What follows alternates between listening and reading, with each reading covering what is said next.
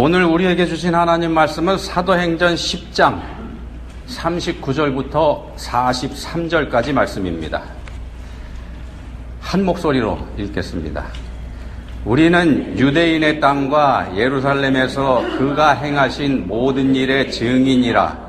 그를 그들이 나무에 달아 죽였으나 하나님이 사흘 만에 다시 살리사 나타내시되 모든 백성에게 하신 것이 아니요 오직 미리 택하신 증인 곧 죽은 자 가운데서 부활하신 후 그를 모시고 음식을 먹은 우리에게 하신 것이라.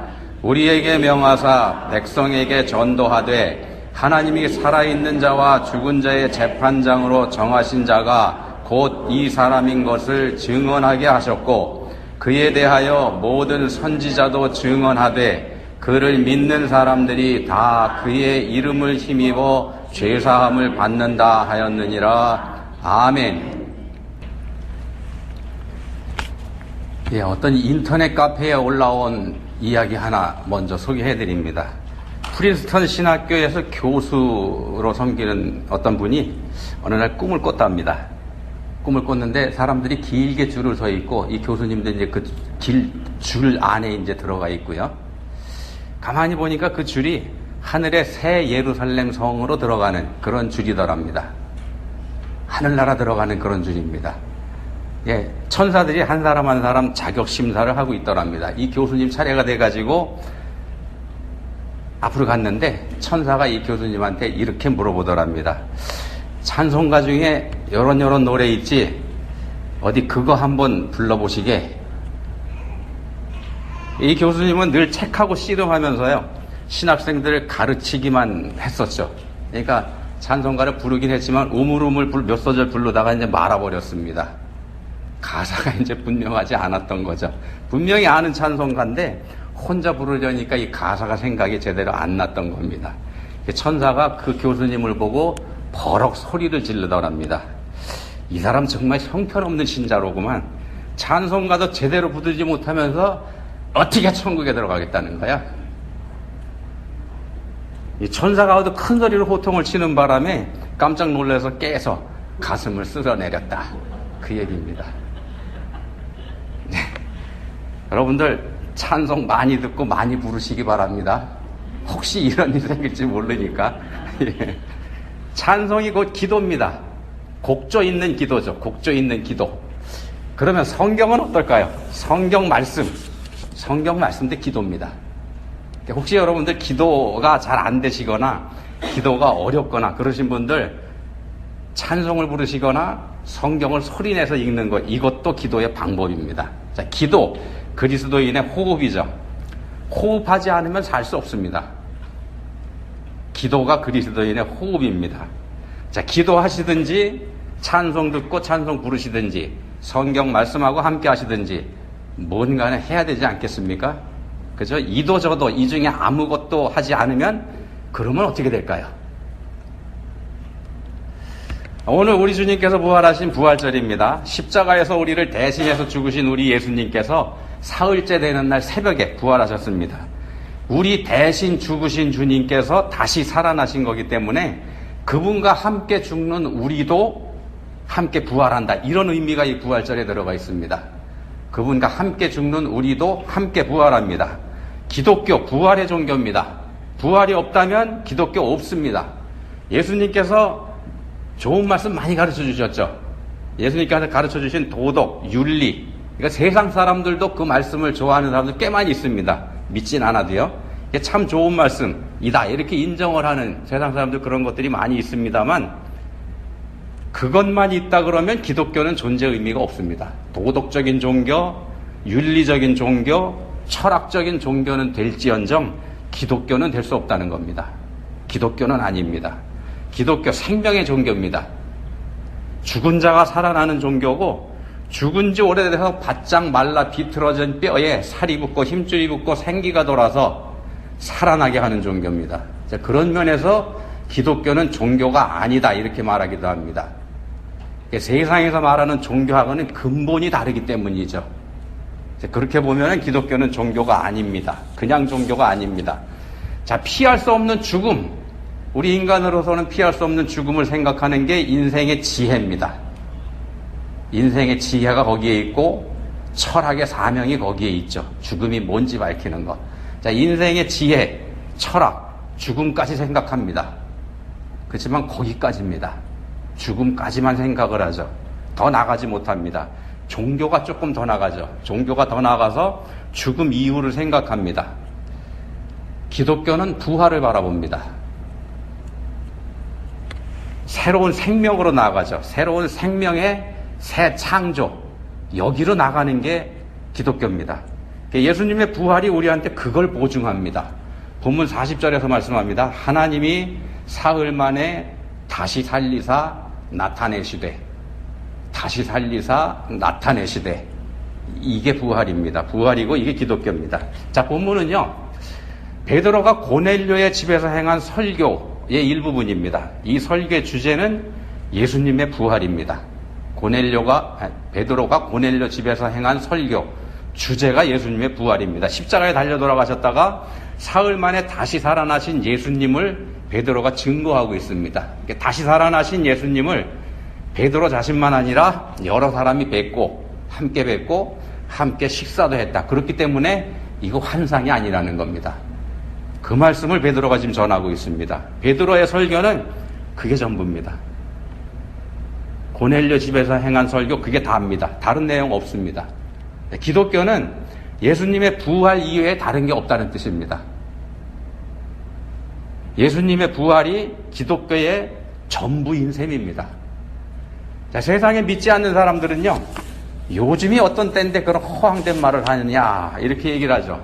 부활은 상식적으로도 과학적으로도 맞지 않는다, 이렇게 얘기하죠. 과학적이지 않기 때문에 이건 미신이다, 이렇게 얘기합니다. 과학 만능주의에 사로잡힌 시대이기 때문에 그렇습니다. 과학 만능주의, 과학이 우리 삶에 이로운 걸 많이 주죠. 그러니까 그게 신이 돼 있습니다. 자, 성경에서 말씀하는 창조, 이것도 과학이 아니다, 이렇게 얘기하죠. 과학적으로 증명이 안 되니까. 진화론이 과학이다, 이렇게 세상에서는 얘기합니다. 근데 말입니다, 어떤 일이 과학적 사실이 되려면은 단계가 필요합니다.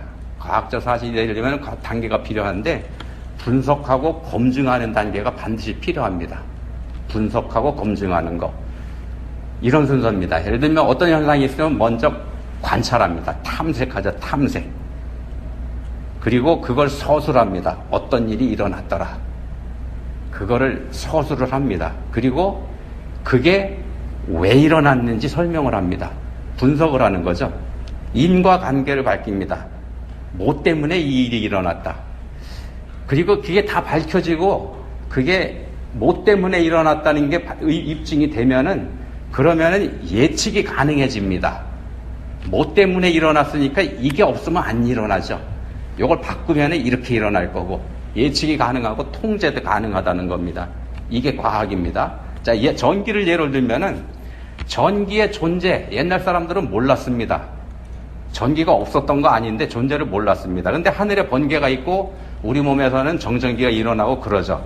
요걸 관찰을 합니다. 관찰을 해서 어떤 현상이 있다. 하늘에서는 번개가 치고 우리 몸에서는 이 정전기가 일어난다. 요걸 서술을 합니다. 그리고 질문을 하는 겁니다. 왜 이런 일이 일어났을까? 거기에 이론적인 설명을 더합니다. 똑똑한 사람들이. 왜 일어났을 거다. 왜 일어났을 거다고 짐작을 하는 거죠. 여기 가설입니다. 처음에는 가설이죠. 그리고 그 가설을 실험을 통해서 증명을 합니다. 그러면 가설이 맞았는지 틀렸는지 나오게 되죠. 증명이 되면 그 가설이 맞으면 전기를 발생시키는 방법도 알게 되고 전기를 통제시키는 것도 가능하게 됩니다. 근데 중요한 건요, 이 단계에서 중요한 건 다른 사람이 그대로 해도 똑같은 결과가 나와야 된다는 겁니다. 이렇게 돼야 과학입니다. 전기는 그래서 과학입니다. 누가 해도 다 똑같은 결과가 나오니까. 자, 진화론, 과학 아닙니다. 관찰 불가능합니다. 입증 더더군다나 불가능합니다. 현재 지구상에서 진화하고 있는 생명체 없습니다. 존재하지 않습니다. 그런 게 있다 그러면 진화론자들이 대번에 들고 나왔죠. 자, 진화론은 그렇게 됐을 거라는 믿음입니다. 진화론은 믿음입니다. 사람이 원숭이에게서 진화되었다는 증거 여전히 없지 않습니까? 여전히 없습니다. 아직도 믿음의 영역입니다. 진화론은 그냥 과학이다 이렇게 주장을 하는 겁니다. 주장을 해놓고 증거를 찾아가는 거죠. 땅을 파서. 왜 그렇게 하는가? 진화론을 인정하지 않으면 창조를 인정해야 되니까. 하나님 인정하기 싫다는 얘기입니다. 자, 반복돼서 일어나는 일이라야만 과학이 될 수가 있습니다. 반복돼서 일어나는 일이라야만 과학이 될 수 있습니다. 역사상 단 한 번만 일어났던 일, 이거 과학이 증명할 수 없는 분야입니다. 예수님의 부활이 딱 거기에 해당됩니다. 예수님 부활은 역사상 딱 한 번 있었으니까. 그래서 믿음으로만 받아들일 수 있는 분야입니다. 하나님께서 우리한테 요구하시는 게 그래서 믿음입니다. 오직 하나, 믿음만 우리한테 요구하시는 겁니다. 다른 거 더 요구하시지 않는 이유가 거기 있습니다. 자, 믿음의 반대가 교만입니다. 믿음의 반대, 불신이 아니고요. 교만입니다. 교만이 우리 인간이 지은 죄의 정체이기도 합니다. 원죄의 정체가 교만입니다. 에덴 동산에서 선악과를 따먹은 거, 그 별거 아닌 것 같습니다만, 별거 아닌 죄 같습니다만, 그게 교만에서 나온 겁니다. 하나님을 하나님으로 인정하지 않는 겁니다. 내가 하나님이 되겠다는 거죠. 쉽게 얘기하면 이겁니다. 아담을 하나님께서 창조하셨는데 아담이 하나님 당신이 나 창조하셨다는 건 나 인정 못합니다 이겁니다. 왜 인정 못하나? 내가 본 적이 없거든요. 아담이 본 적 없습니다. 자기 창조하시는 거, 하나님께서 창조하시는 거.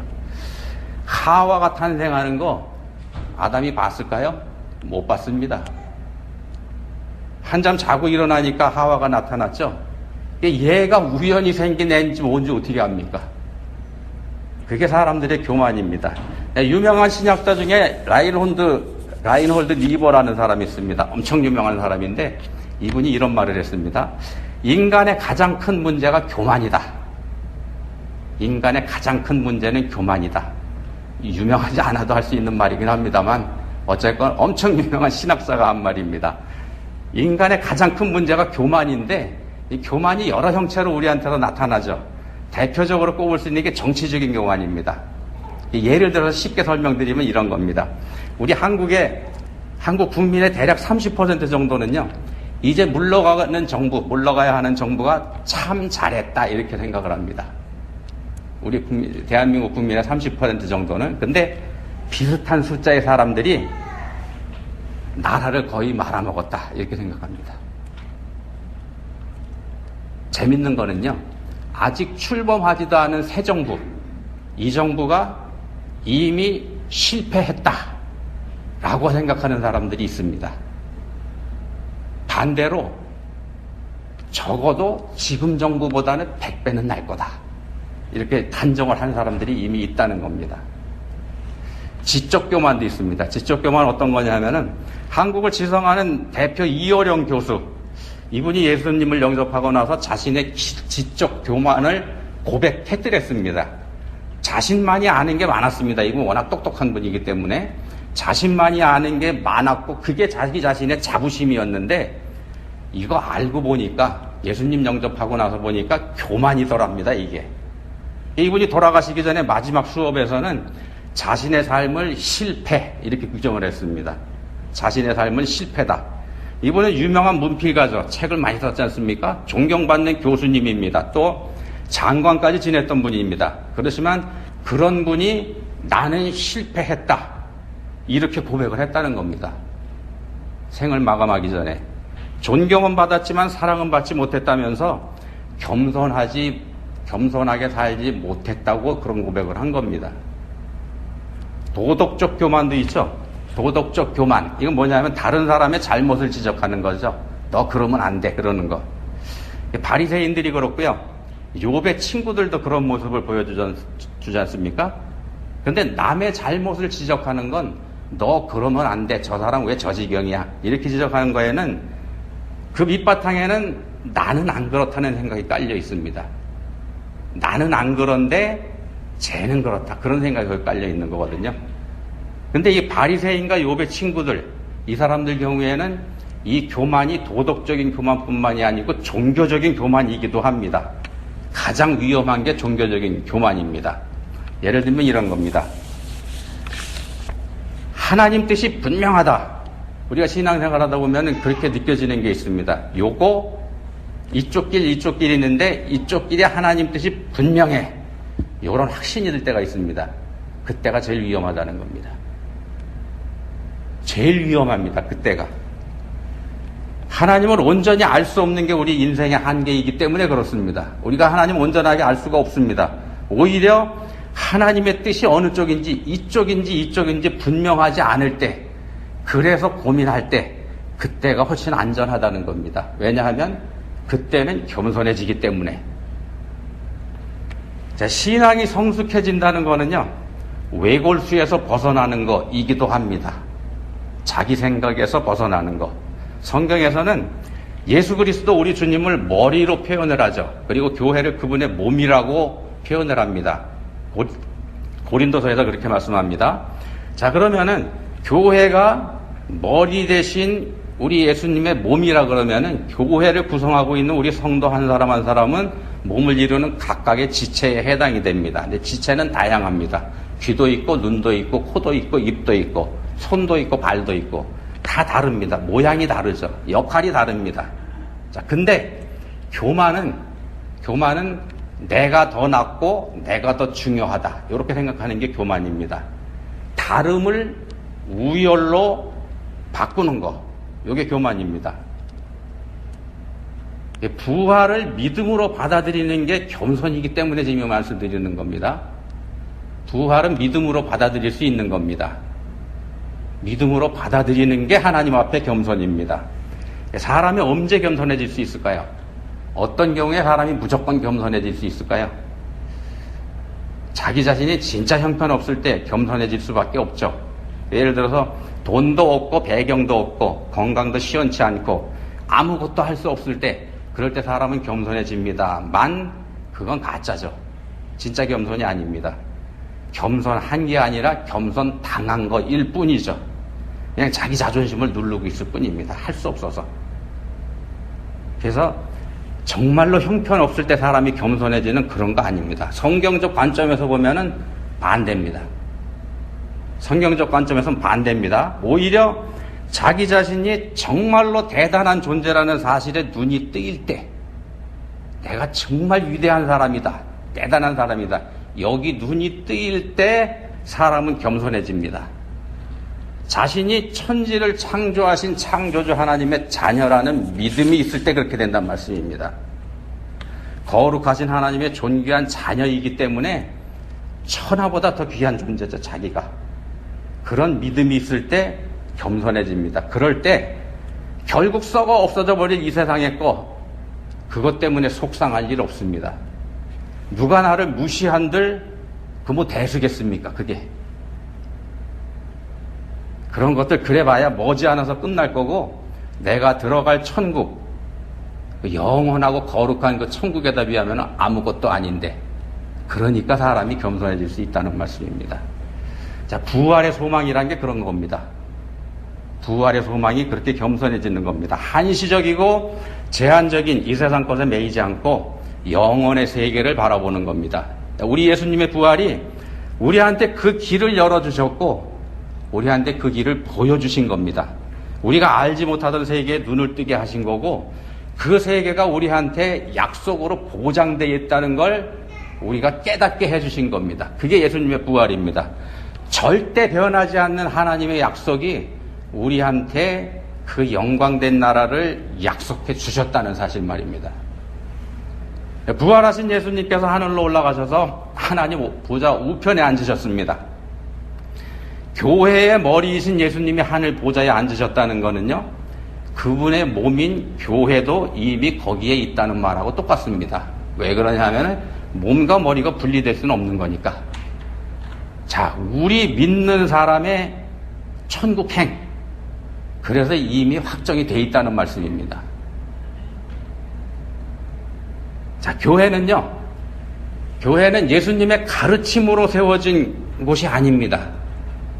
예수님의 가르침으로 세워진 곳이 교회가 아닙니다. 예수님의 가르침 중에 위대한 것들 많이 있죠. 예를 들면 산상수훈이나 서로 사랑하라 이런 가르침 많습니다만 그 가르침이 교회의 기초는 아니라는 말씀입니다. 물론 그런 가르침들이 우리 교회를 견고히 세워가고 우리가 새하늘과 새 땅을 바라보면서 나아가게 하는데 훌륭한 인도자가 되는 건 분명히 맞습니다만 그 자체가 교회의 기초는 아니라는 겁니다. 교회의 기초는 뭐냐? 십자가와 부활입니다. 예수님의 부활에서부터 교회가 시작됐습니다. 예수님이 부활하셨기 때문에 교회가 시작됐습니다. 교회는 그래서 깨달음의 공동체가 아니고 생명의 공동체입니다. 교회는 생명을 얻는 곳입니다. 교회를 통해서 우리가 새 생명을 갖게 됩니다. 자기를 희생하는 자기 희생적인 사랑으로 내가 받은 생명을 나누는 곳, 내가 받은 생명을 나누는 곳, 그런 곳이 교회입니다. 내 거 조건 없이 나누어 주는 것. 내가 그렇게 하는 겁니다. 내가 그렇게 하는 겁니다. 저 사람 믿는 사람이라면서 왜 안 해? 그렇게 하는 거 아니고요. 그건 교만입니다. 자, 본문은요. 로마의 백부장 고넬료의 집에서 베드로가 행한 설교 중에 포함된 말씀이다 하고 말씀드렸죠. 주제는 예수 그리스도의 부활을 증거하는 겁니다. 그게 이 베드로 설교의 전부입니다. 자, 근데 보십시오. 베드로가 누구고 고넬료는 어떤 인물인지 우리가 다 알고 있어요. 베드로 배우지 못한 시골 어부입니다. 배운 게 없습니다. 식민지에 살고 있는 피지배 민족이기도 합니다. 그에 비해서 고넬료는 점령군 장교입니다. 대로마 제국의 군대의 꽃이라고 하는 백부장입니다. 로마 군대 백부장 장래가 유망한 사람들입니다. 장래가 유망한 사람들이 로마 군대 백부장입니다. 그런 제국의 군인입니다. 근데 그런 백부장 고넬료가 자기 집에 들어오고 있는 촌부 베드로에게 엎드려서 절합니다. 엎드려서 절합니다. 오늘 우리는 39절부터 살펴보고 있습니다만 조금 앞에 있는 25절에 가서 보시면 이렇게 되어 있습니다.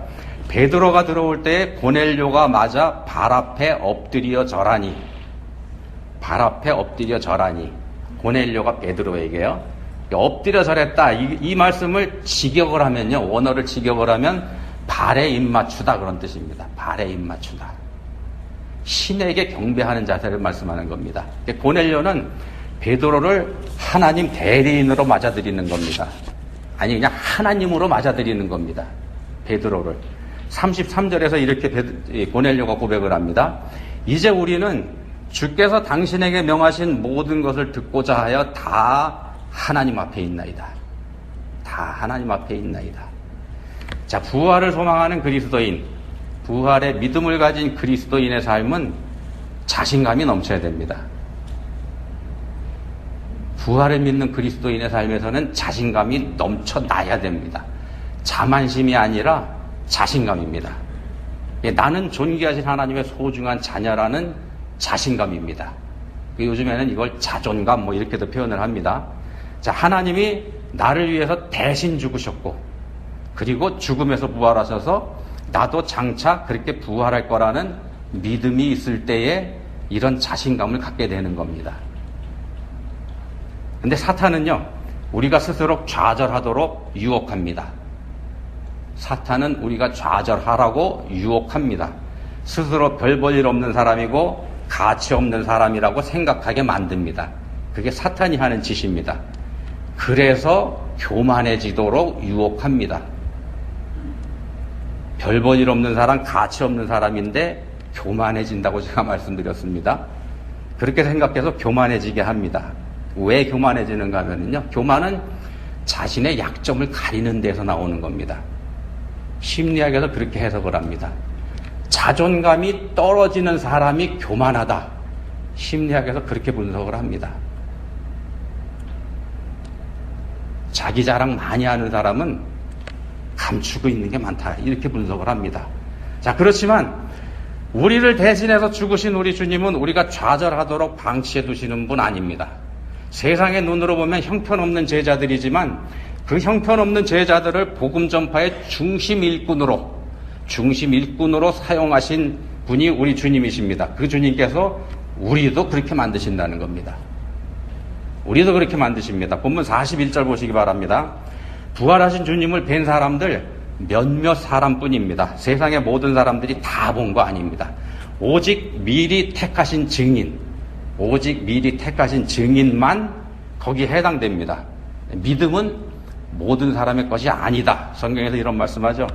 자, 고넬료하고 관계됐던 사람들 중에서 그날 그 자리에 모인 사람들, 고넬료가 초청했지만 안 온 사람이 있다 그러면은요, 해당이 안 됩니다. 그날 그 자리에 모인 사람들만 성령의 임재를 체험했었던 것처럼 말씀 앞에 모이는 자라야 은혜를 체험합니다. 말씀 앞에 모이는 자라야 은혜를 체험합니다. 그래서 교회가 중요한 겁니다. 예수님께서 3년 동안 제자들을 가르치셨죠. 예수님께서 뭘 가르치셨나요?